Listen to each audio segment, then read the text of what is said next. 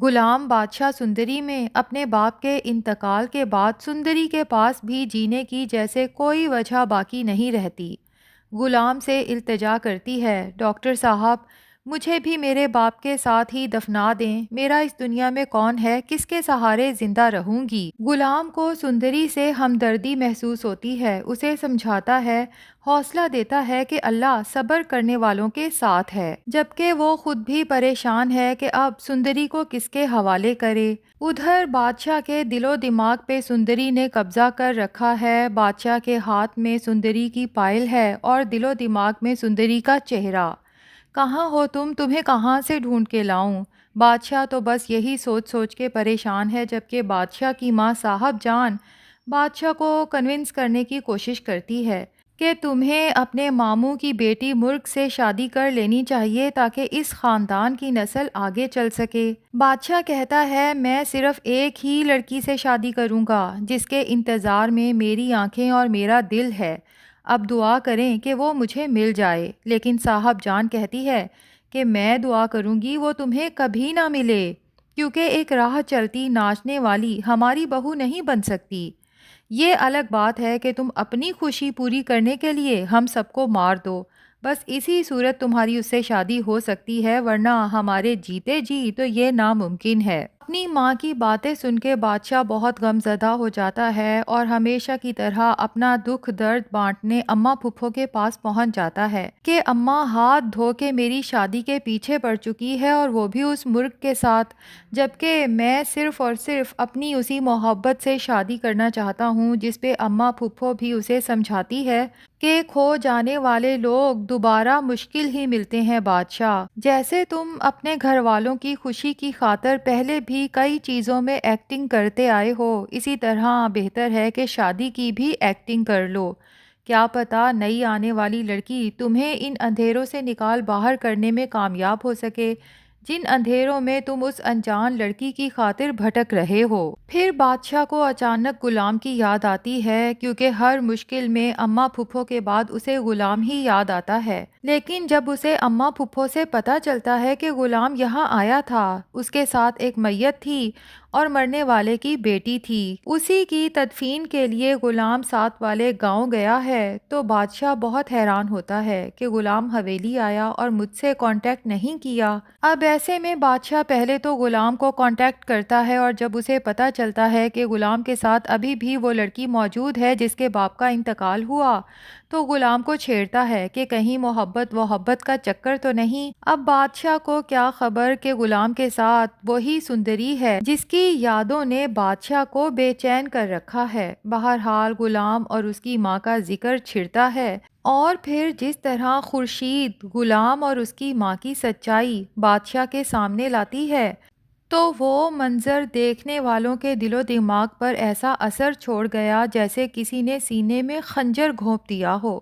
بادشاہ کے چہرے پر جو خوف، حیرت اور غصہ نظر آتا ہے وہ کسی بھی اداکار کے لیے چیلنج ہوتا ہے، مگر یہاں ہر جذبہ اتنی باریکی سے ادا ہوا کہ رونگٹے کھڑے ہو گئے جب بادشاہ کو یہ سننا پڑا کہ محض اس حویلی کا وارث پیدا کرنے کی خاطر ایک 16 سالہ معصوم کم عمر بچی کو اس کی ماں کی گود سے اچک کر لایا گیا، اسے نہلا دھلا کر جہاں داد جیسے ظالم آدمی سے زبردستی نکاح پڑھوا دیا گیا، تو اس کے اندر کا انسان بغاوت پر اتر آتا ہے۔ بادشاہ غلام اور اس کی ماں کی تکلیف کو پوری شدت سے محسوس کرتا ہے۔ کہانی میں ایک اور پرت اس وقت کھلتی ہے جب ایک طرف لاجو امید سے ہو جاتی ہے اور دوسری طرف بیگم جان کو بھی اپنے حمل کی خوشخبری مل جاتی ہے۔ ابتدا میں بیگم جان کا ارادہ تھا کہ وہ لاجو کے بچے کو اپنی گود میں لے کر پالیں گی، اسے اپنا نام اور پہچان دیں گی، مگر جیسے ہی انہیں اپنی اولاد کی خوشخبری ملی تو وہی عورت جو ماں بننے والی تھی دوسری عورت کے بچے کی سب سے بڑی دشمن بن گئی۔ اس بچے کو دن رات دھتکارا گیا، ذلیل کیا گیا اور اس کے وجود کو ایسے مٹایا گیا جیسے وہ کوئی گناہ ہو۔ جہاں داد بھی جو اس بچے کا باپ تھا اپنی نسلی بیوی سے اولاد ملنے کے بعد اس غریب کمذات لڑکی کی اولاد کو کوڑے کے ڈھیر کی طرح ٹھکرا دیتا ہے، نہ اسے اپنا نام دیتا ہے نہ عزت، اور نہ ہی محبت، بس ایک ایسا وجود جو زندہ تو ہے مگر زندگی سے محروم۔ یہ حقیقت جب بادشاہ کے سامنے آئی تو اس کی روح کانپ اٹھی، اس کے اندر کا ہر احساس جاگ اٹھا، نفرت، افسوس، غصہ اور ایک عجیب سی بے بسی۔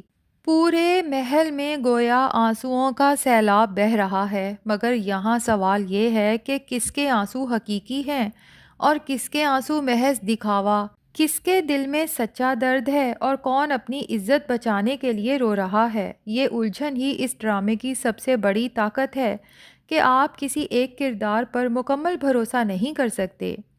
جب بیگم جان خورشید کے کمرے میں داخل ہوتی ہیں اور الزام لگاتی ہیں کہ تم میرے بیٹے کو ہر وقت میرے خلاف بھڑکاتی رہتی ہو، تو بادشاہ کے اندر جو آتش فشاں پہلے سے دبا ہوا تھا وہ پھٹ پڑتا ہے۔ وہ اپنی ماں کے سامنے کھڑا ہو کر چیخ اٹھتا ہے، خبردار، اگر اماں پھپھو کو کچھ بھی کہا، میں اپنی مرضی سے یہاں آتا ہوں۔ یہ صرف ایک جملہ نہیں، یہ ایک بیٹے کی اپنی ماں سے مکمل مایوسی اور نفرت کا اعلان ہے۔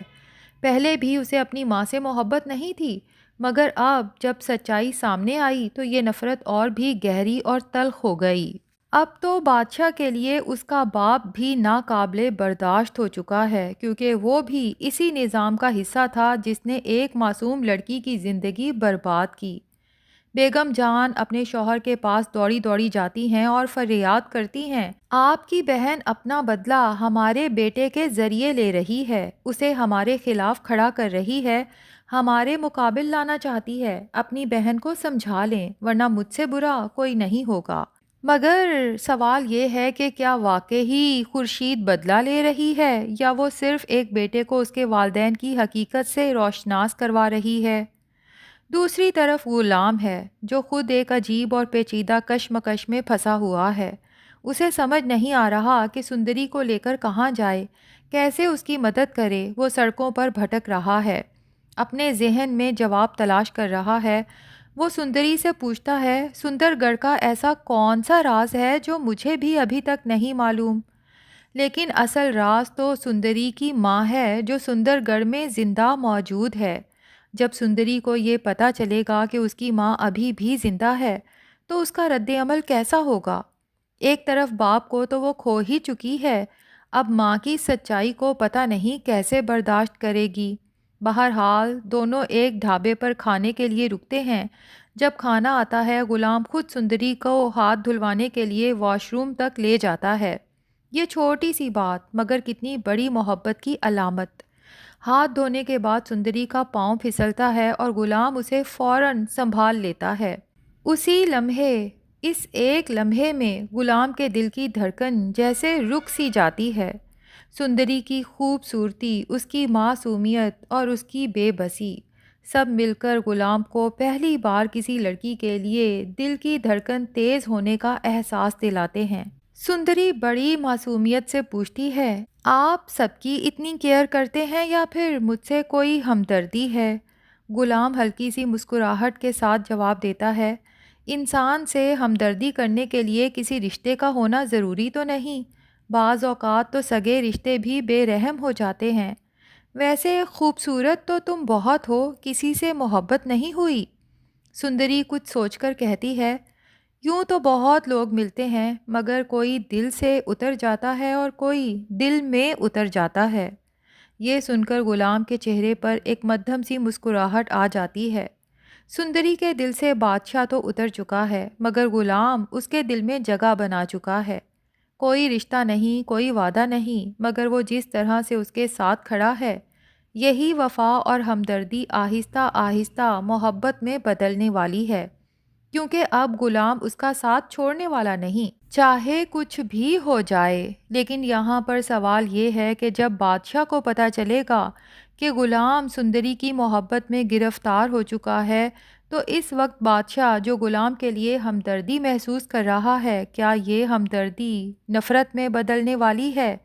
ناظرین، آپ کا اس کے بارے میں کیا خیال ہے؟ کمنٹس میں ضرور بتائیں۔ ریویو پسند آیا ہے تو ویڈیو کو لائک اور چینل کو سبسکرائب بھی کر دیں۔